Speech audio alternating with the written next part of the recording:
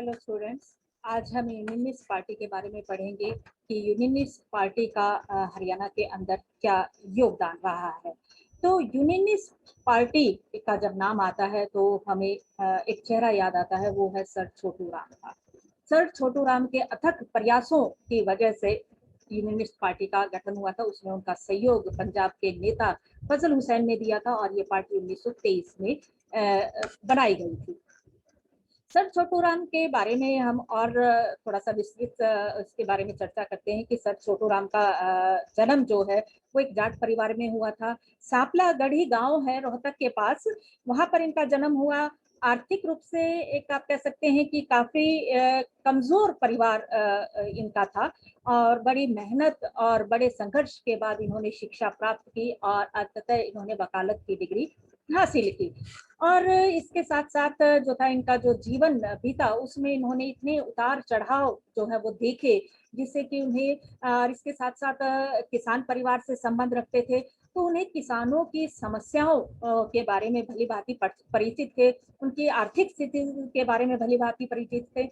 इसलिए उन्होंने अपना जीवन जो है वो ऐसे लोगों को समर्पित करने का निर्णय लिया। राजनीति में इनका बहुत ज्यादा इंटरेस्ट था और इन्होंने राजनीति में प्रवेश किया और अपने अथक प्रयासों के चलते जो थे ये क्षेत्रीय नेता के रूप में उभरे।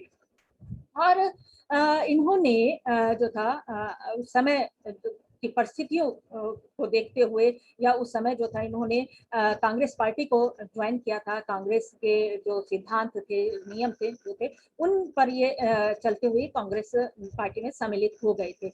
लेकिन जब असहयोग आंदोलन जो था गांधी जी के द्वारा शुरू किया गया था, तो उसमें कुछ मतभेद इनका हुआ और मतभेद का कारण भी ये था कि कांग्रेस जो है वो ये चाह रही थी कि असहयोग उसमें कि उसकी असहयोग में किसान जो है वो अंग्रेजी सरकार को टैक्स ना दे, यानी कि अंग्रेजी सरकार को टैक्स देकर या लगान देकर उसकी सहायता ना करे।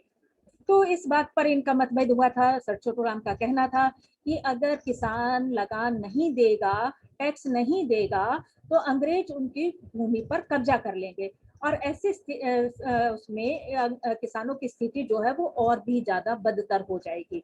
आपसी मतभेद इसी बात पे था और जब उनके सर छोटू राम की बात को नहीं माना गया तो उन्होंने कांग्रेस की सदस्यता से त्याग पत्र दे दिया था।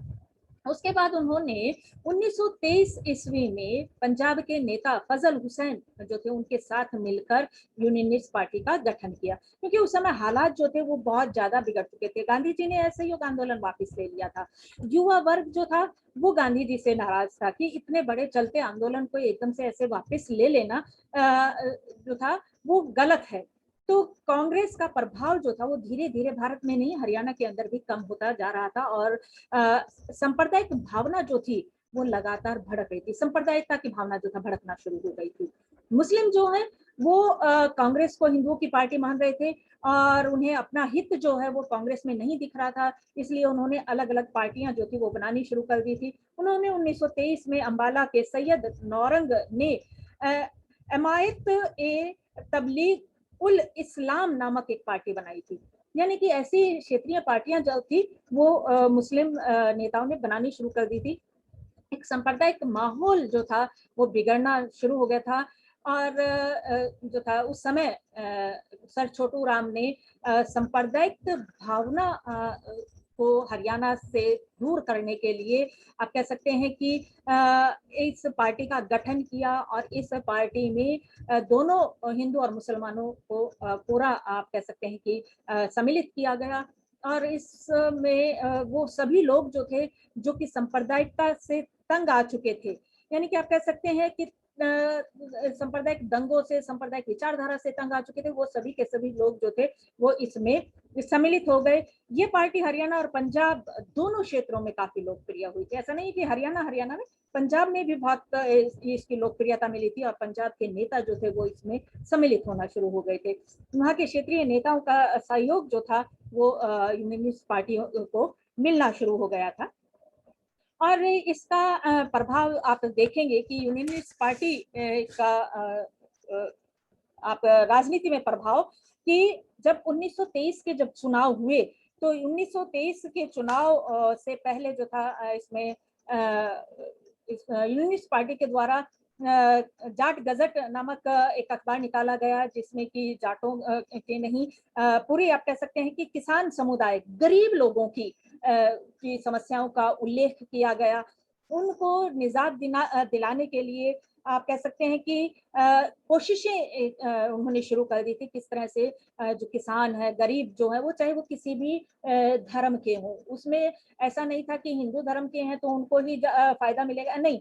इस यूनियनिस्ट पार्टी के अंदर ये एक विशेषता थी कि सर छोटूराम जो है हिंदू और मुसलमान लोगों को साथ लेकर चले थे। वो सभी किसानों का हित चाह रहे थे, जो भी किसान है। और इसके चलते जो था उन्होंने अपना पूरा कोशिश की, और जब 1923 में जब चुनाव हुए तो यूनियनिस्ट पार्टी का प्रदर्शन जो था वो बहुत, आप कह सकते हैं कि बहुत बढ़िया रहा था। और 1923 के चुनावों में 71 सीटों में से 78 सीटें जो थी वो मिली थी यूनियनिस्ट पार्टी को। और सिर्फ हरियाणा का अगर हम निकालते हैं रेशो, तो हरियाणा के अंदर 9 सीटों में से 7 सीटें जो थी वो यूनियनिस्ट पार्टी को मिली थी। कुछ एक सीटें जो थी वो कांग्रेस जीती थी, वो भी शहरी क्षेत्रों से।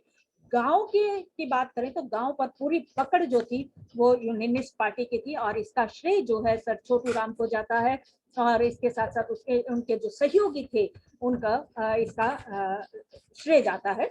तो उनके इतनी जल्दी आप कह सकते हैं कि ये पार्टी अब 1923 में इसका गठन हुआ, इस पार्टी का 1923 में ही चुनाव हुए, तो इतनी जल्दी आप इसका देखेंगे कि कितना प्रभाव जो था वो पड़ा था। वो प्रभाव किस वजह से पड़ा था? वो इस वजह से पड़ा था क्योंकि इस पार्टी का जो एजेंडा था या एम जो था, उद्देश्य जो थे वो ये थे कि कृषि को बढ़ावा देना। हरियाणा जो है वो कृषि प्रधान क्षेत्र है, बहुत ही। वो अलग बात है कि उस क्षेत्र को जो था इतना ध्यान नहीं दिया गया था, और वो कृषि में जो था पिछड़ना शुरू हो गया था। लेकिन शुरू से अगर आप देखेंगे तो कृषि हरियाणा जो है वो कृषि प्रधान क्षेत्र रहा है। तो वापस से कृषि को बढ़ावा देने का उनका उद्देश्य था। दूसरा, गांवों का विकास करना, इसके साथ साथ गरीब और पिछड़े जो लोग हैं उनका कल्याण करना। किसी संप्रदाय का नहीं, जो पिछड़े हैं, जो गरीब हैं, जो किसान हैं, ऐसे लोगों का सहयोग, उनका कल्याण करना। इसके साथ साथ सभी धर्मों के साथ समान व्यवहार करना, कोई भी हो सबको समान रूप से सम्मान दिया जाएगा। इसके साथ साथ प्रशासन के अनावश्यक खर्चों पर प्रतिबंध लगाया जाए, क्योंकि बहुत से ऐसे खर्चे होते थे जिससे का उसका भुगतान जो है वो टैक्स के माध्यम से लोगों से ही लिया जाता था। जब वो खर्चे कम होंगे तो आराम से टैक्स जो है वो कम किया जा सकेगा। तो इसलिए अनावश्यक खर्चों पर प्रतिबंध लगाना भी उनका एक उद्देश्य था। लोकहित के लिए कार्य करना, लोकहित के लिए चाहे वो सिंचाई का क्षेत्र है, चाहे चिकित्सा है, चाहे शिक्षा है, सभी क्षेत्रों में कार्य करना। ठीक है। इसके साथ साथ स्वदेशी को बढ़ावा देना, क्योंकि हम जब स्वदेशी को बढ़ावा देंगे तो हमारे कुटीर उद्योग जो कि खत्म हो चुके थे वो दोबारा से उत्थानित होना शुरू कर देंगे। दोबारा से कुटीर उद्योग जो है वो पनपने लगेगा। आत्मनिर्भर गांव होते थे हरियाणा के, ठीक है। लेकिन अंग्रेजों के आने के बाद जो था कुटीर उद्योग समाप्त हो गए, और इनकी आत्मनिर्भरता जो है वो खत्म होनी शुरू हो गई थी। और दोबारा से स्वदेशी का प्रयोग करके जो था वापस से गांवों को आत्मनिर्भर बनाने की कोशिश जो है वो सर छोटूराम ने शुरू की थी। शिक्षा का प्रचार किया, बेरोजगारी को कम करने के लिए भी बहुत से ऐसे साधन उन्होंने ढूंढे कि जो बेरोजगार हैं उनको भी काम मिले। इसके साथ साथ पंचायतों की महत्व को बढ़ाना। आपने देखा कि ईस्ट इंडिया कंपनी आई तो उन्होंने पंचायत के महत्व को खत्म कर दिया था हरियाणा से। 1803 में हरियाणा पर जो है वो ईस्ट इंडिया कंपनी का अधिकार हो गया था, ठीक है। तो उसके बाद जो था पंचायत का जो महत्व था वो खत्म कर दिया उन्होंने, ठीक है। न्याय व्यवस्था पंचायतों पर टिकी हुई थी, तो वो सब जो है वो जो जिला स्तरीय न्यायालय थे उनमें की जाने लगी। तो दोबारा से पंचायत के महत्व को बढ़ाना जो था इनका मुख्य उद्देश्य था। और इन्हीं सभी चीजों की वजह से आप देखेंगे बहुत ही थोड़े समय में यूनियनिस्ट पार्टी जो है वो इतना ज्यादा प्रभाव दिखा गई कि हरियाणा में 9 में से 7 सीटें मिली थी। अगर पूरा, क्योंकि उस समय हरियाणा जो है वो पंजाब के अंदर आता था, तो पंजाब की अगर पूरे उसकी बात करें पंजाब की, तो उसमें 71 में से 78 सीटें जो थी यूनियनिस्ट पार्टी को मिली थी। तो ये एक बहुत बड़ा एक प्रभाव था। और जब इसका मंत्रिमंडल का गठन किया गया, तो उसमें इनको सर छोटू राम को जो था मंत्री पद दिया गया, मंत्रिमंडल में इनको जगह मिली और इन्हें कृषि मंत्री जो था वो बनाया गया था। कृषि विभाग मंत्री जो है वो इनको बनाया गया था। और इसकी वजह से जो था हरियाणा की स्थिति जो है और ज्यादा मजबूत हो गई थी। हरियाणा में यूनियनिस्ट पार्टी की स्थिति ज्यादा मजबूत हो गई थी कि हमारा नेता जो है वो मंत्रिमंडल में बैठा है और हमारे हितों के लिए कार्य करेगा। और आप देखेंगे सर छोटू राम ने वो कार्य किए, जो लोगों ने को उन्होंने सपने दिखाए थे, उन सपनों को पूरा करने के लिए कार्य किए। और इसीलिए उन्हें किसानों का मसीहा कहा जाता है। दीन बंधु सर छोटू राम के नाम से जाना जाता है कि दीन बंधु यानी कि दीन दुखियों के नेता। तो इस तरह से आप सहजता से अंदाजा लगा सकते हैं कि हरियाणा के अंदर सर छोटू राम का क्या स्थान है। इसके साथ जब वो मंत्री बने 1923 ईस्वी के में जब चुनाव हुए थे, उन चुनावों में जीत कर जब उन्हें मंत्री पद मिला, तो उन्होंने क्या कार्य किया? सबसे पहले उन्होंने जो था एक सुनहरा कानून लेके आए, किसानों के लिए सुनहरा कानून कहा जाता है। और उसके बाद जो है वो किसानों के मसीहा कहलाने लगे थे। और इस जो था सुनहरे कानून के तहत जो था उन्होंने जो साहूकार होते थे, महाजन जो होते थे, उनके चंगुल से किसानों को छुड़ाने का ये कानून पास करवाया था। पहले क्या होता था कि जब टैक्स नहीं भर पाते, लगान नहीं भर पाते थे, तो ऐसे समय में ये किसान जो है वो इन महाजनों से ब्याज पर पैसा लेते थे और ये जो है ब्याज दर बढ़ती जाती थी। पढ़े लिखा था नहीं किसान, तो इसकी वजह से जो महाजन कहते थे उस पर वो अंगूठा लगा देता था। अब इससे जो था वो सारा आप कह सकते हैं कि किसान वर्ग जो था वो शोषित हो रहा था, इनके चंगुल में फंसा हुआ था। इस चंगुल से निकालने के लिए सर छोटू राम ने सुनहरा कानून लगाया कि अगर कोई किसान जो है पैसा टाइम पे नहीं दे पाता, तो कोई भी साहूकार या कोई भी जो है उस समय साहूकार थे या बिचौलिए जो थे, वो किसान की जमीन को हड़प नहीं सकते। ठीक है।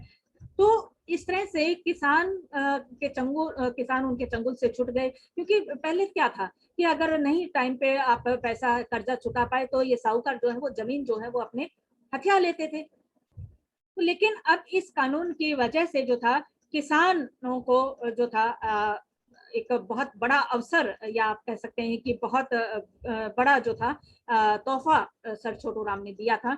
इसके साथ साथ किसानों के बच्चों को सरकारी नौकरी में हिस्सा दिलाने का समर्थन उन्होंने किया। ठीक है। और इसके साथ जो था वो दिन ब दिन जो थे वो किसानों के हितों के लिए आवाज उठाते रहे, उनके लिए कार्य करते रहे, नई नई योजनाएं जो थी उनके लिए वो लेके आते रहे जब तक वो कृषि मंत्री थे। उसके बाद नेक्स्ट चुनाव होते हैं 1926 में। तो 1926 में दोबारा से पंजाब विधानसभा के चुनाव हुए और इसमें सर छोटू राम और पंजाब के जो नेता फजल हुसैन जो थे, उन्होंने जबरदस्त प्रचार किया और कांग्रेस पार्टी के लिए उन्होंने बनियों की पार्टी शब्द का प्रयोग किया था कि बनियों की पार्टी है, सिर्फ व्यापारी वर्ग का ध्यान रखेगी, किसान वर्ग और जो मजदूर वर्ग है उसकी तरफ कोई ध्यान नहीं दिया जाएगा। इसलिए यूनियनिस्ट पार्टी को आप समर्थन करें और आपके दुखों का निवारण करेंगे, आपकी समस्याओं का निवारण करेंगे।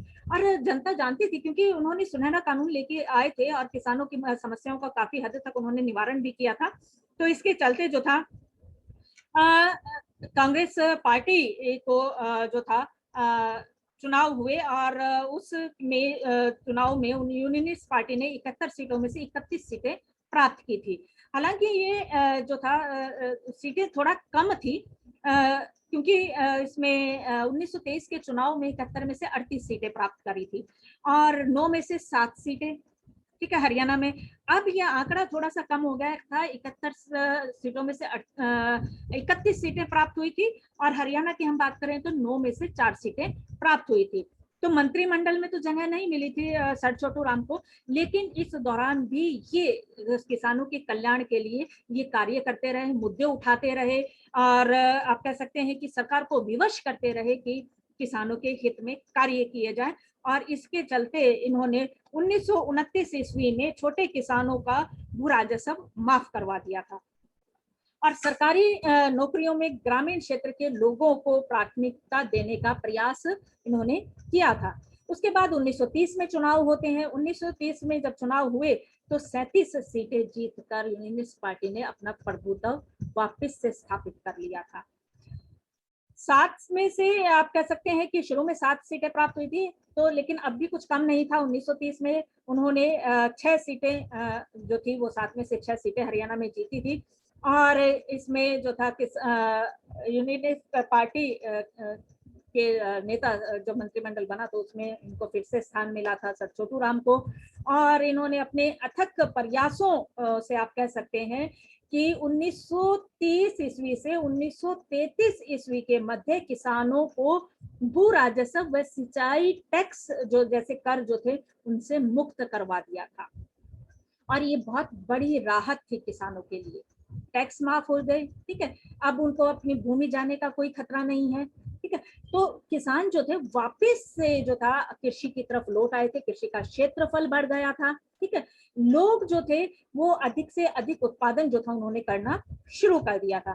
तो इसके साथ ही जो था आपका 1937 में जो था फिर से चुनाव हुए और इन चुनावों में यूनियनिस्ट पार्टी की जबरदस्त जीत होती है और इस में आप कह सकते हैं कि यूनियनिस्ट पार्टी की इतना ज्यादा प्रभाव था कि यूनियनिस्ट पार्टी के जो दूसरे नेता थे सर छोटू राम के फजल हुसैन, उनको पंजाब का मुख्यमंत्री जो था सॉरी फजल हुसैन को नहीं, पंजाब के उपराज्यपाल ने यूनियनिस्ट पार्टी के नेता सिकंदर हयात खां उनको पंजाब का मुख्यमंत्री पद के लिए उनको इनवाइट किया था। तो आप देखेंगे कि यूनियनिस्ट पार्टी का प्रभाव जो था वो कितना ज्यादा बढ़ गया था। और हरियाणा की अगर हम बात करें तो सर छोटू राम को मंत्री पद दिया गया था, कृषि मंत्री पद जो था उनको मिला था और इससे हरियाणा की में उनका जो था स्थिति जो थी वो और ज्यादा मजबूत हो गई थी जब तक वो जिए। यानी कि 1923 में उन्होंने पार्टी का गठन किया था, वो राजनीति में सक्रिय राजनीति में जो था वो हरियाणा की यूनियनिस्ट पार्टी के माध्यम से आ गए थे। उसके बाद 1945 ईस्वी में के शुरू में उनकी मृत्यु हो गई थी और जब तक वो इसमें रहे यानी कि 1923 से 1945 ईस्वी तक वो लगातार जो था इसके हरियाणा की राजनीति जो थे वो उसमें सक्रिय रहे थे। उनकी पार्टी जो है वो इसके राजनीति में उसका प्रभाव आपको देखने को मिलता है।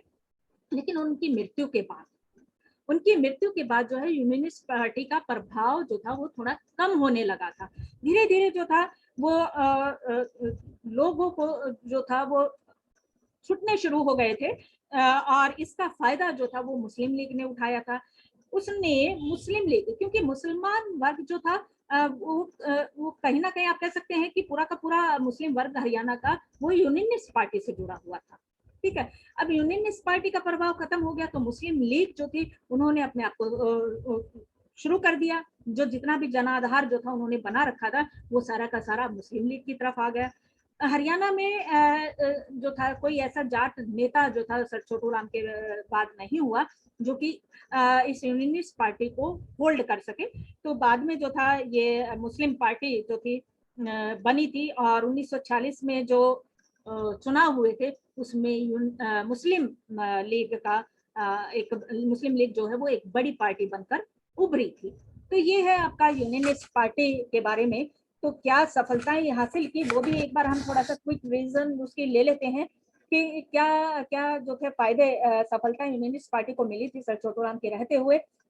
उसमें पहला आप कह सकते हैं कि यूनियनिस्ट पार्टी के नेताओं ने सबसे ज्यादा कृषि के क्षेत्र की तरफ ध्यान दिया, किसानों को सस्ते ऋण उपलब्ध करवाए, भू राजस्व और सिंचाई करों में कमी की करवाई, सबसे बड़ी उपलब्धि आप कह सकते हैं इसकी। इसके साथ साथ किसानों को साहूकार और महाजनों के जो मकर जाल होता है उससे आजाद करवाया। अब ऋण का कारोबार यानी कि पैसा लेन देन का जो कारोबार है, ऋण का जो कारोबार है, अगर कोई करता है तो उसके लिए सरकार से लाइसेंस लेना पड़ेगा। बिना लाइसेंस के ये कारोबार नहीं चला सकते।